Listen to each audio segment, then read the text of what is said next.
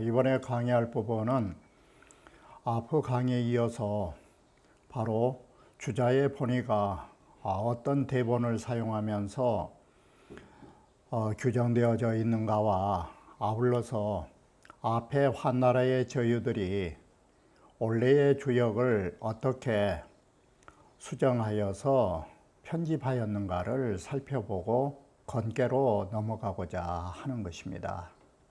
그러면 바로 앞부분에 이어서 말씀드리기로 하겠습니다.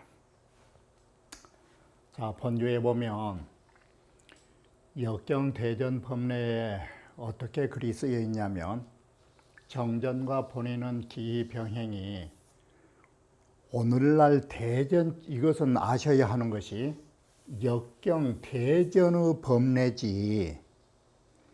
그렇기 때문에 호광이라고 하는 사람이 대전을 편수하고서 써놓은 글이지 다른 글이 아닌 것입니다. 대전 법례에 어떻게 쓰였냐면 정전과 본의는 기병행이, 정전과 본의는, 주자 본의는 이미 이 세상에 다 병행하고 있다는 것은 정전도 유행하고 있었고 주자 본의도 이 세상에 함께 유행하고 있는데 제가의 정본이 우각부동이라 제가의 정본이 또한 각기 다르다라고 하는 부분이 그것인 것입니다. 환나라의 선비들이 편정해 놓은 체제가 다른 것입니다. 이게 여러 사람들이 지금 우리가 보고 있는 것은 대전체와 대전체를 주로 보고 있으니까 그러지만 여러분들이 사고전서를 살펴보시면 이 정전과 본의에 관한 책들이 해설서가 많습니다. 거기에 판본들이 또한 각기 다르게 있다.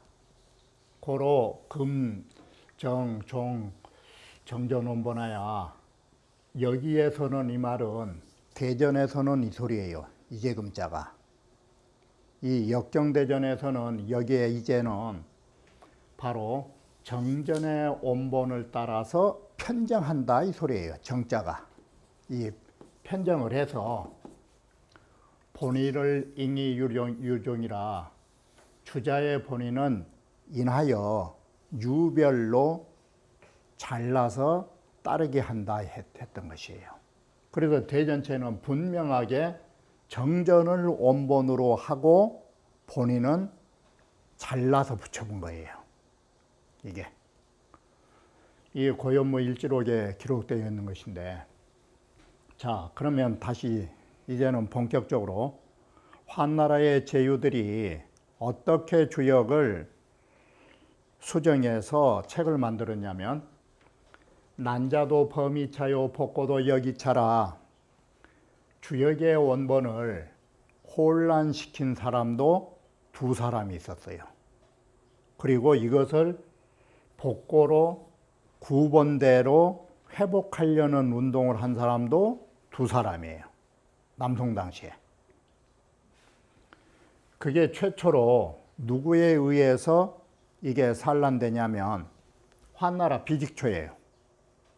환나라 비직초가 이 단상으로 이 단상전이라고 해서 이 단상전이라는 게 공자 10익 중에 단전과 상전이 있잖아요. 이게 이 단상전으로서 경문을 해석한다라고 한 거예요. 그러면 이때부터 공자 10익이 독자적으로 있었던 것을 해당 괴와 괴에다가 잘라붙인 거예요. 이게 비직주가 최초로. 그런데 이때는 어떤 체제로 잘라붙였느냐. 총부어 괴효사지후하고 해서 여기에 총부예요. 총부라는 것은 뭔 말이냐면 여러분이 지금 보고 있는 책을 보시면 괴사 나오고 공자 단전 나오고 대상, 괴상이 나오고 그 다음에 효사가 나오고 그 다음에 효상이 나와요. 이것은 뭐에 해당되냐면 분부에 해당되는 거예요. 하나하나 구분해서 잘라붙인 거예요. 근데 비직초는 그 정도까지는 하지 않았어요. 그게. 다시 말하면 건깨가 나오면 건깨의 6효가 다 끝나고 나면 거기에다가 전체의 6효를 붙여본 거예요. 이게 분부와 총부의 차이예요. 그래서 비직초는 뭉태기로 갖다 놓은 거예요. 효마다 잘라놓은 게 아니라 효 끝나면 그 뒤에다가 괴사며 그 단이며 상을 한꺼번에 해당 부에 딱 갖다 놓은 거예요. 그래 여기에 총부라는 문자를 쓴 거예요. 총괄적으로 괴효사의 뒤에다가 붙인 거예요. 그러니까 자연히 나만 같아도 이왕 잘라서 붙이려면 하나하나 붙여볼지 몰라고 그런 짓을 해. 그러니까 그 다음에 정현과 왕필이 나오면서 종기라는 것은 환나라 비직초의 편집체제를 종주로 하는 거예요. 종주로 해가지고 이때는 정말로 본격적으로 총부가 아니고 분부가 나온 거예요. 하나하나 구분해가지고 효는 효대로 잘라버리고 그야말로 그 해당 부분에 다 잘라붙이는 거예요. 그것이 지금 여러분이 보고 있는 책이에요, 지금. 이게 우 분부와 괴사지하야 이 괴효사의 아래에다가 다 나눠서 붙인 거예요. 그뿐만 아니라 이 왕필본인데 우리 지금 보고 있는 것이 왕필본이 정이천의 역전의 대본인데 이렇기 때문에 바로 또 뭐가 붙었냐면 건공깨는 문헌이 있단 말이요. 문헌까지 건공깨에다가 첨가해서 삽입한 거예요. 이게. 그래서 여러분들이 지금 보고 있는 것이 바로 왕필본의 이 체제예요. 분부에다가 건곤괴의 문헌까지도 증입, 첨가해서 삽입해 놓은 거예요. 이게. 그러다 보니까 자연히 이제는 공자의 시빅을 구별해야 될 거 아니요. 이게. 그래서 처음으로 단활, 상활, 문헌화를 쓰게 된 것이에요. 이게. 문왕의 글하고 주공의 글하고 혼합해질 수가 있잖아요, 이게. 그래서 그걸 구별하려고 단활, 공자의, 그래, 이게 단활이라는 것은 단전의 활 이 말이에요. 그리고 상활이라는 것은 상전의 활 이 소리고. 이렇게 해서 단활이니 상활이니 문헌화를 붙이게 된 것이다. 이게. 그러게 해서 이 벼러경하고 이런 세 단위의 글자를 붙여가지고 경문과 구별을 한 거예요. 다시 한번 이 경문이라는 것은 문왕의 단사와 주공의 효사를 구별한 것이에요. 개사전 이후는 자역이구라. 개사전 이후에 설견이, 잡견이 그럼 그대로 놔둔 거예요. 지금. 역대인지하여 역대로 이 왕필본을 그대로 따르는 거예요. 그래서 이것을 이러한 그야말로 분부체제, 다 구분해서 붙여서 통합한 체제, 이것을 주역에 뭐라고 말하냐면 금여이라고 한 거예요. 요즘의 주역이라고. 바로 정자소위 작전자시하라 정이천 선생이 역전을 지으신 대본이 바로 이 대본을 사용한 거예요. 이게. 그런데 여기까지가 지금 말하는 난자 2차예요. 난자 2차라고. 비직초가 1차로 했고 왕필이가 2차로 했다 이 소리예요.